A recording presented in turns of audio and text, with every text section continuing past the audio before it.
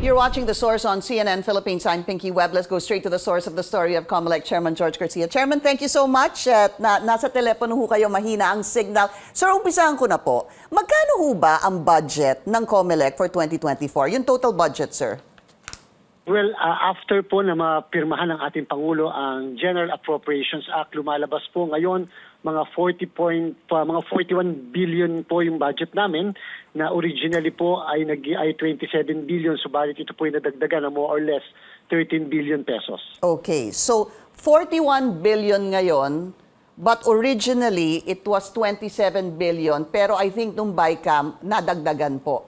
Tama po, That's right po, alright. Nadagdagan po kami, yes ma'am. Ito ho ba yung pinag-uusapan natin na dagdag na 12 billion pesos according to Congressman Edsel Lagman na idinagdag sa budget ng COMELEC? Yes ma'am, 12 billion plus additional 1 billion, kaya po more or less 13 billion po yung nadagdag sa amin. Originally po ma'am, talaga po more or less ang budget namin dapat 44 billion.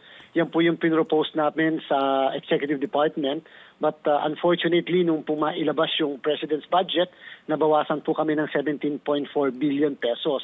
Kaya po during the budget hearing in the House of Representatives and in the Senate, patuloy po kami nakikiusap na baka pwedeng maibalik. At unfortunately, sa dalawang houses po, hindi po kami naibalik yan. Pero doon po sa Bicameral Conference Committee, nagbalik po sila sa amin ng more or less 13 billion. Kaya lang po, kapos pa rin po ng more or less 4 billion pesos. So, Chairman, it's a fact that kayo po ay nakiusap na dagdagan ng 13 billion pesos yung budget ng COMELEC. Would that be true, sir? Ng 17.4 po. 17.4 billion. Parang ang we wanted hiningi, a restoration. Ang hiningi nyo po, kayo po ay nakiusap ng 17 plus billion. But what they gave was 13B. Yes, sa House po of Representatives yun, and then sa Senate. Pero of course, pagdating po sa Bicameral Conference Committee, hindi naman po pwede at ang heads of departments. So right.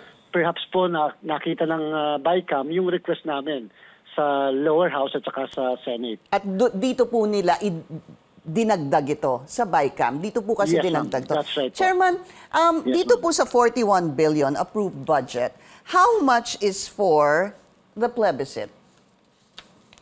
Wala, sa plebiscite po kasi ma'am, wala naman talagang dapat na budget para sa plebiscite kasi wala naman pong proposal for any plebiscite sapagkat yan pong 41 billion pesos na budget dapat o 44 dapat, yan po ay preparatory national and local election sapagkat naghahanda kami para sa May 2025 national and local elections.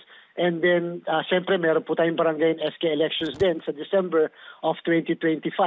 So, dapat po doon naka-allocate po yung budget na yan. Kaya lang po, nung binigyan po kami ng dagdag na budget ng ating Bicameral Conference Committee, ng ating Kongreso, nung papirmahan yung GAA, ay lumalabas po yung item na dinagdag sa amin na more or less yung 13 point something billion, doon po siya nalagay, Ma'am Pinky, sa line item na recall, initiative referendum, and other election preparation. Opo. Okay. So doon po siya nasama. Now, that's very clear, sir. Thank you. Now I understand it better.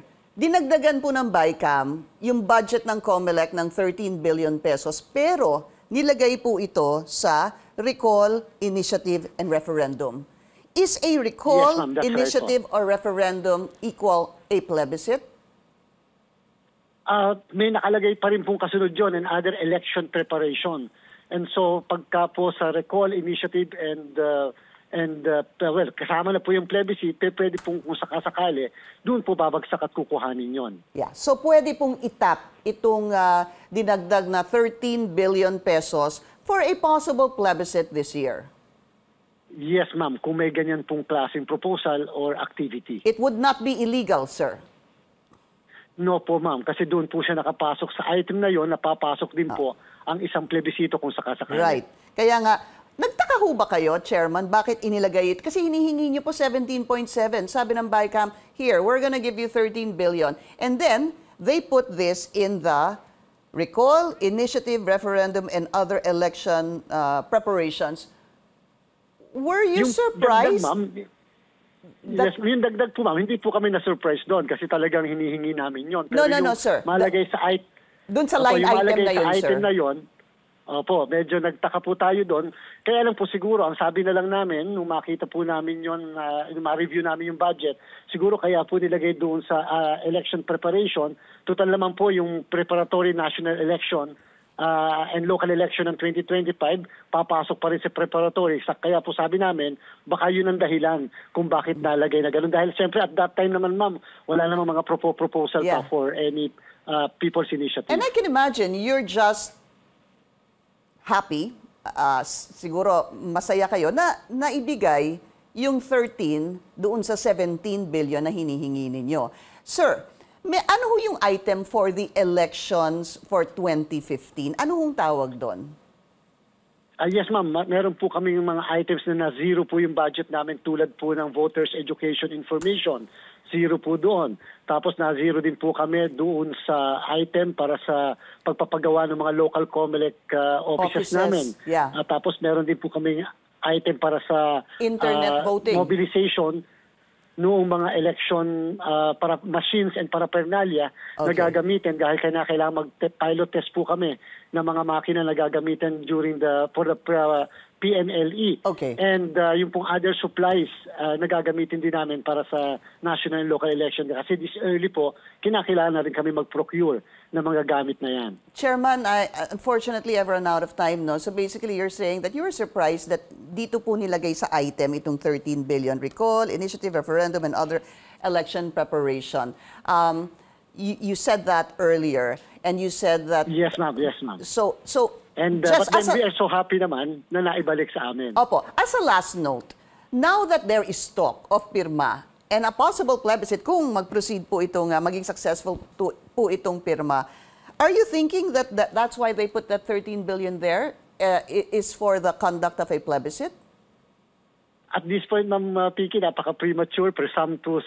Hihintayin po muna namin mag-file sila kung magfa-file man ng petition kung sakasakali because baka naman maya-maya, hindi naman pala yun ang purpose kung bakit nangongolekta sila ng signatures. Okay. COMELEC Chairman George Garcia, sir, I hope to speak to you again. Maraming salamat po sa inyong oras. Maraming salamat po. Thank you. Thank you for joining us here on The Source. I'm Pinky Webb. You're watching CNN Philippines.